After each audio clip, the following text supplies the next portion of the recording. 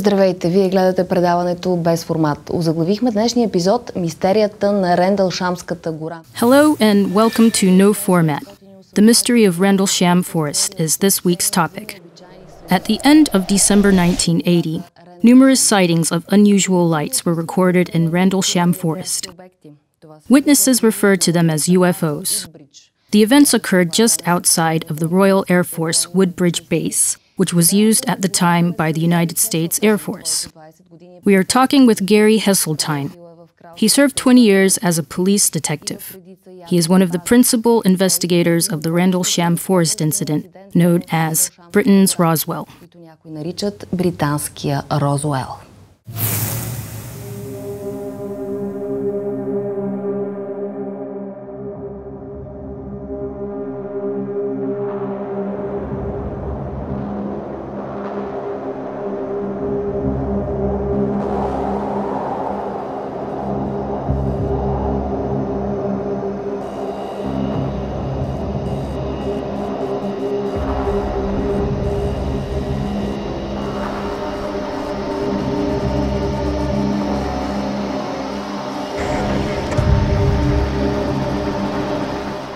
You speak about the Rendlesham Forest, yes. Let's talk about that. What really happened in the wood in the end of December 1980? Well done. Late December, basically, I could talk for days on this, but I'm not going to. But essentially, what makes this an amazing case, it's one of the top 10 cases in the world. Yes. And historically as well. And it has the potential to almost create disclosure, acknowledgement, publicly. The reason why that is because we're talking about security police, US Air Force, security police guarding nuclear weapons. It was a nuclear weapons base. And UFOs being seen over several consecutive nights near the nuclear weapons storage area where the bombs were, seen in the forest nearby, many interactions over several days. And what makes it really interesting is that one of the many encounters involved a senior military commander from here having a face-to-face with 3 aliens in a field next to a spacecraft. 3 floating aliens in a silent kind of communication from me to you, aliens, of a nuclear base. And because we are talking about nuclear weapons and the amount of nuclear weapons that the Bentwaters weapons storage area held, much more than it should have done. It broke the armament agreements between America and Britain. There were far more nuclear weapons there than there should have been. It's the big secret that the British and the Americans governments do not want to come out, that there was this face-to-face meeting between the base commander of a nuclear base and 3 entities. Now, if that was true, would that not be quite a game changer if we were able to prove that that meeting took place? Well, that's what I've been working on, trying to prove that that happened. How many people you personally interrogate about that case? Well, what you've got to understand is a lot of people were researching the case long before me. Mm-hmm. But since I've been involved in doing active research, I've maybe talked to 30 or 40 military police that were there or thereabouts. But many do not want to go on the record because they're still frightened of the ridicule that we attach to this subject. And because they took an oath not to talk about nuclear weapons, many of them do not feel comfortable about talking about guarding nuclear weapons. But here's the interesting thing. I'm happy to talk about it because that's what I did in the Royal Air Force. I worked at 2 nuclear bases and I did the same job as many of the people involved in the incidents at Rendlesham. Hence why I had a big interest in the case, and I knew that there would be many more witnesses. Now, through the documentary that I'm writing now, co-writing, we're able to get some confirmations that the world has never had before, especially in relation to nuclear weapons and beams being shone down into the nuclear bunkers. This will be covered in our documentary. We now have a witness who will put himself inside and saw those beams coming down, going into the bunkers. So this is a big revelation that will come out in the movie. Is there a way they to lie? No. No, what have they got to gain by lying?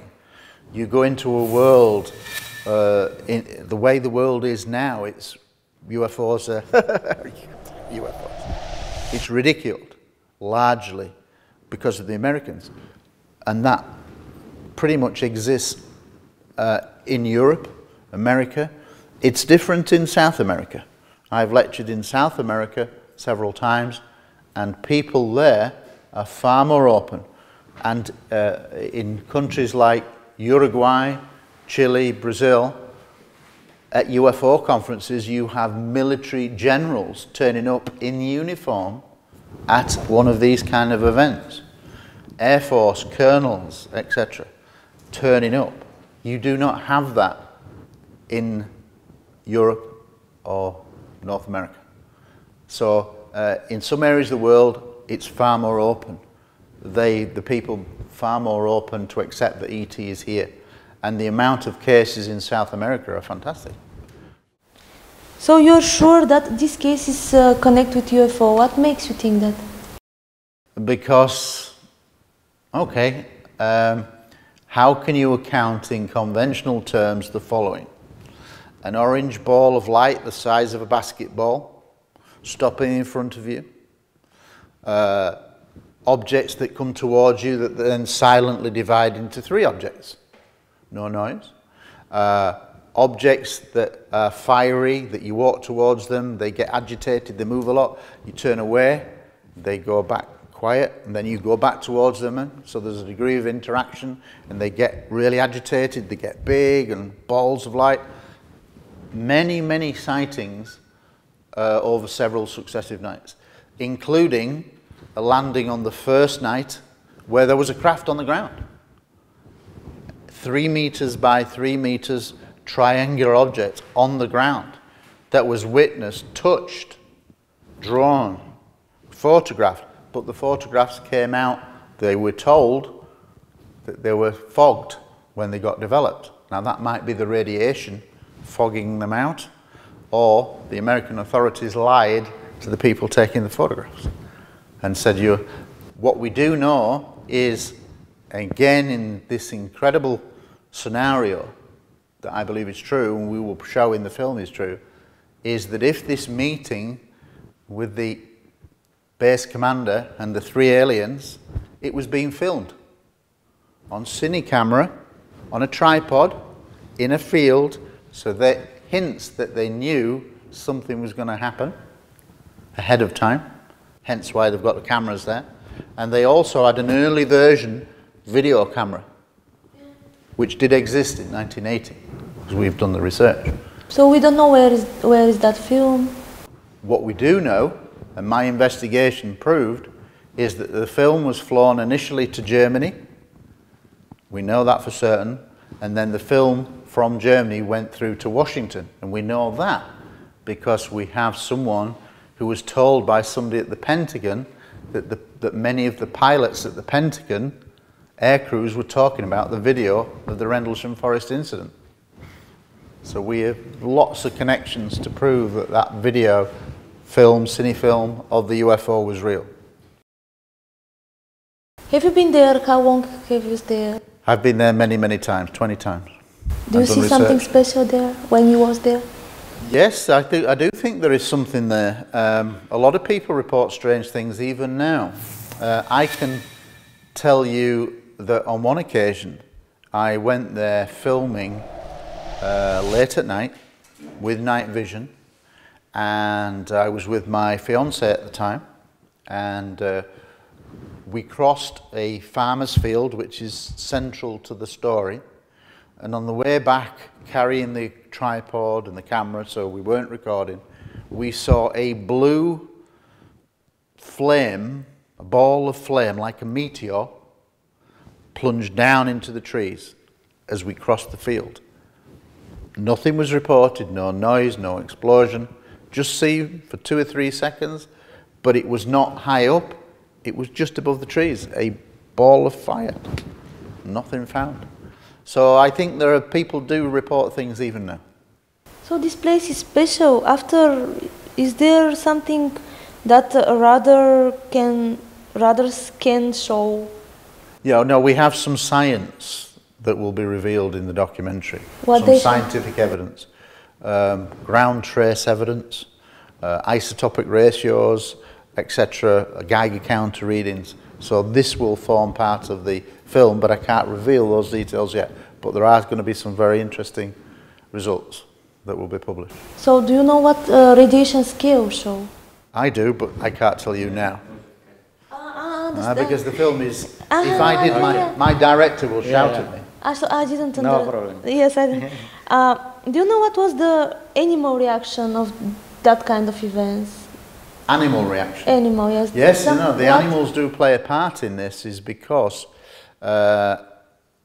on one of the nights, the third night, which is referred to as the main night, when there's more than 60, 70 people involved, many of the animals were reported to be really going crazy. They were jumping, deer jumping everywhere, running everywhere, rabbits running everywhere. It's like they sense something going on, and a lot of people remarked upon the animals were making a lot of noise in the area. This is a rural area, so I think that they sense something. What is the reaction of British Ministry of Defence about the event in Oud, that kind of Oud? What you have to understand is the British Ministry of Defence follows very much the American lead. America and Britain have always had a special relationship because of history. Yeah. But that basically means we do everything the Americans tell us to do.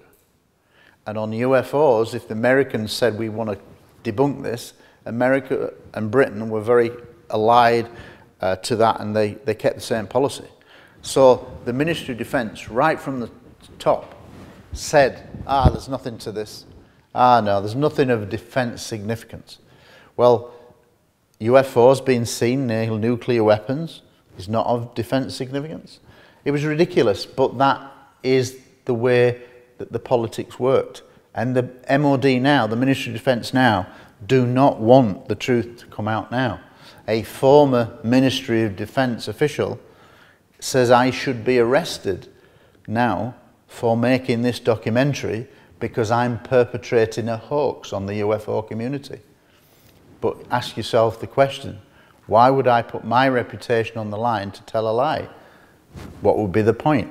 It would be political suicide for me. So I'm only doing the facts on what I've uncovered. But the American and the British do not want those facts to come out. But because it's an independent production, we can say the truth. There is nobody with a budget saying you can't say this. A TV company saying, no, you can't say that. So we're going to get one chance to try to get the truth out there to the world, and this is what we're going to do. And there is a lot of old information that points to the real answers within 5 years of the events taking place. So in my mind, my research, I think, proves that by 1985, the evidence of the field event with the base commander and the 3 aliens was proven in 1985. And this information has just been swept under the carpet, pushed away. We don't talk about that. Didn't you worry about yourself when they said that you should be arrested or that kind of stuff? Well, no, because in the real world, there's no grounds to arrest. But it highlights that the former Ministry of Defence official, who's very well known, Nick Pope, he goes all around the world, he does lectures, essentially was still working for the Ministry of Defence. And he does not want the real truth of that meeting in the field to come out. Because if it comes out, imagine we sell the film to Netflix, and it then is automatically, anybody can watch it, and it reaches millions of people. Then straight away, millions of people are going to see real-time special effects, CGI, top Hollywood special effects, recreating exactly what the testimony of the witnesses said for the first time, properly doing it. In the right locations, in the actual weapons storage area, with witnesses going on the record that they've never done before. Can you imagine if we tell the world we have a witness who was inside the weapons storage area when a UFO shone a beam down into the bunkers near him? We've never had that before. We've had rumours. Now we have a witness who will put his name to it and go public, like me, and say, I was that man. So this is very, very significant. And they do not want anything like that to come out, because it then elevates it into very serious. If we're talking about nuclear weapons, it means it's very serious. If the reason why the UFOs turn up is because of the amount, the secret amount of of nuclear weapons, it was a nuclear weapons base. However, I was told on 2 occasions that there were more nuclear weapons there than anywhere else in Europe. And that broke the armament agreements between Britain and America. So it's political. Does anybody want to admit that they were lying to the public? No. So you can see there's lots of reasons why they do not want this true story to come out. And like I said, there's been over 60 documentaries made since 1983 about the Rendlesham Forest incident worldwide. Not one of them has ever told all of the truth. Not one. It has to be very hard for you to make that movie, that film. How long it take? Was it hard? It's in post-production now. We're probably looking at around 2 hours, which is extremely long for a documentary. But there is so much material. We've done over 50 interviews worldwide. We're using top people in the film industry, and nobody's getting paid. It's independent. Yeah, I understand. But they're doing it because they're interested, and many of them, the cameramen, people who've worked on James Bond films, you know, we've got some top people, but they've had UFO experiences themselves, and they see this as an opportunity to tell the story properly. So they're giving their time freely. Special effects experts are doing it freely. Composers are doing it freely, because this is independent. We can say properly what the evidence is there and what you've not been told about all these years. So that's what we're trying to do. When we can wait to see the film? I think it will be May of 2019. What is your own explanation about that event in the forest? That it was extraterrestrial, that they were there, I think, to monitor the nuclear weapons. What you have to understand with Rendlesham is the historical context. Most people never mention this, but in 1980, December 1980, there were 2 significant world events going on that threatened to trigger World War III. The first one is the rise of the Polish shipyard workers under Lech Wałęsa, who went on to become the Polish Prime Minister. He was leading the revolt against, it was still then part of the Soviet Union, Poland. So in late December 1980, there were hundreds of thousands of Soviet troops massing on the Polish borders, which could, and if you know your history, and I'm a bit older than you, the Soviet state had gone into Hungary and Czechoslovakia to stamp down revolutions, to keep them under the Soviet rule. And it looked like the Soviets were going to go into Poland to quash the shipyard movement. So that made it a destabilizing, dangerous time. And then the other thing that was happening in the Middle East was the American-Iranian hostage crisis. 52 Americans had been held hostage by the Iranian authorities, and it lasted for many, many months. And so you have the Middle East tension, possible Third World War Soviet-American tension, because if the Soviet troops had gone into Poland, it may have triggered a NATO response and create a Third World War scenario. So I think that the UFOs turn up because at the time of those events, there were far more secret nuclear weapons underground than anyone knew. And I think they live here as well. I think they live in our deepest oceans. We only know 5% of our ocean. We know more about the surface of Mars and the Moon. But in our deepest ocean trenches, and don't forget UFOs are often seen going into water, coming out of water. If you've ever seen the Hollywood film The Abyss, seen the Hollywood film where there's the alien base underwater? Oh, it's a big Hollywood film from about 1992. Okay? The Abyss. Search it and watch it with subtitles. But it's a very big Hollywood film, and it basically tells a story of an oil company discovering that there is an underwater base in the deepest trenches. And I suspect that that's why some UFOs are interested in nuclear weapons, because if they live here as well, in our deepest oceans, if there is a nuclear war that contaminates everything, their environment is destroyed as well. Makes sense. And there is a skeptics, of course, people who are skeptics. Some of them said that the lights in the forest come from the houses who are nearby.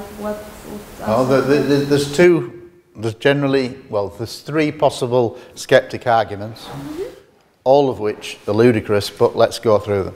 The first one is they said it might be on one of the nights a space rocket satellite breaking up in the atmosphere as it decayed into orbit. Well, how does that account for a basketball object stopping in front of you? Is that a piece of space debris? No? Does that account for an object stopping above your head and then putting a laser beam down at your feet? That's what happened. Does it account for lots of radar? We have radar technicians who went on the record in mid-2000s saying that they were in the air traffic control tower when a UFO shot outside next to the radar air traffic control tower, stopped, and then gone. They visually saw it, but also on radar. On the first night, there was a triangular craft, 3 meters by 3 meters, seen on the ground. It then took off. It left indentations, a perfect equilateral triangle of depressions. Skeptics tried to say that rabbits made those marks. Is this formation dancing rabbits? It's crazy. But here's the sad thing. A lot of people still talk about they saw a lighthouse that was 5 miles away. How can a lighthouse stop above your head and send a beam down at your feet? Crazy. We're talking over 20 different events over 3 days in and around a nuclear base. Yeah? So ridiculous. But the sad thing is that the media, you guys, not you, but your industry, who are part of the cover-up, still talk about formation rabbits, still talk about lighthouses. It's ridiculous. Fake news. We want to thank you for that interview. It was amazing, all the stuff that you tell us. You're welcome. Thank you very much. Thank you very much.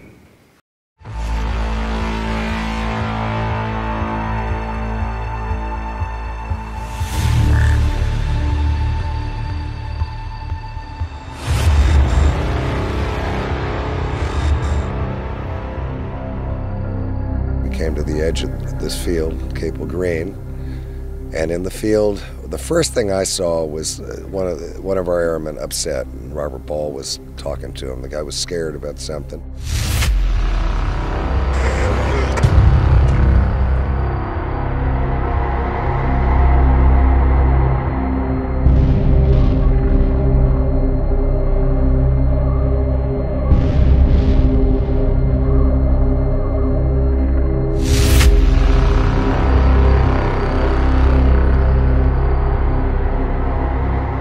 then walked forward into this field. What I could see was a 50-foot diameter, approximately, glowing mist on the ground.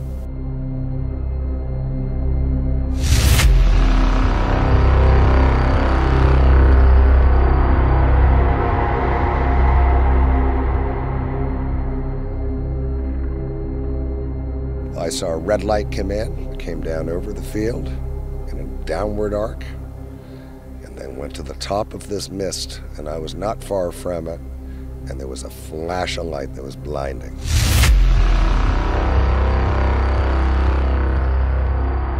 All of this is being filmed, and in the place was a triangular, delta-shaped machine, object, craft. Red, orange, glowing ball object was about approximately 2 feet off the ground. I cocked and locked the M60 machine gun. I was scared to death. I didn't know what that was. I didn't know if it was going to hurt me. Yeah, the airman jumped the fence and went out towards it, and if it had done anything to try to harm him, I was fully prepared to open fire on it.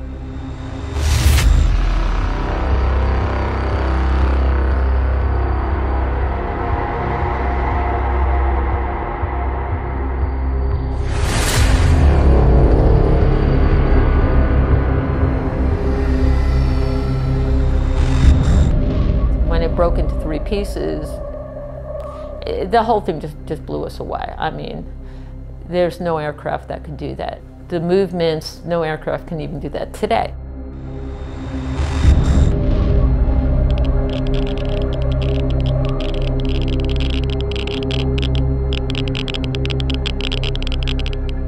It was like a thick beam that was scanning the whole WSA, like he was looking for something.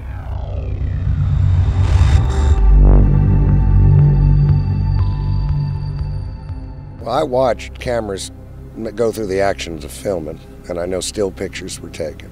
And off the fabric of this machine thing came this bluish gold bubble that was about 1 foot off the ground, and it split into 3.